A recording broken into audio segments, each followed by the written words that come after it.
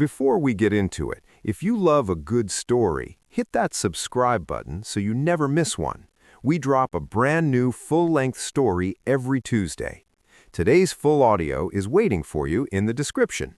Now, settle in, and let me tell you about the worst stagecoach robbery in the history of Texas. Rebecca Darby was not a criminal. She was a rancher, a desperate one. Lawyers had been circling her family's land for months, and she'd just gotten word that one of them was riding the afternoon stage carrying a briefcase full of forged documents that could cost her everything. So she did what any reasonable woman would do. She grabbed 2 orphan boys, 3 horses, 2 masks, and a plan that had absolutely no business working. The masks were bandanas. The boys were 11. The hats were so big they kept sliding down over their eyes, and their instructions were very simple: look threatening. They did not look threatening. The stage lurched to a stop in a cloud of red dust. Rebecca leveled her rifle. One of the boys pointed a pistol sideways like he'd seen in a dime novel. The other one's hat fell completely over his face. And the man inside the coach? He wasn't afraid. He was amused.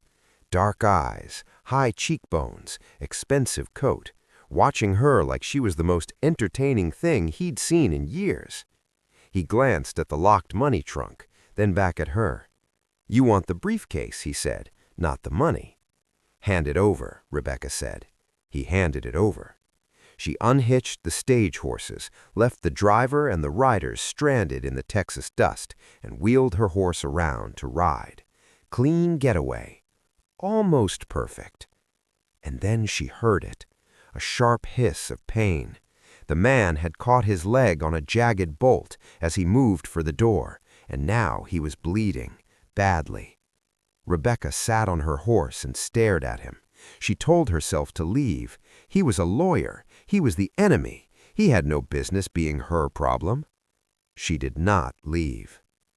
She hauled her worst enemy onto her horse, his arm wrapped around her waist, his blood soaking into her sleeve. And somewhere in the distance behind them, she heard horses, fast ones.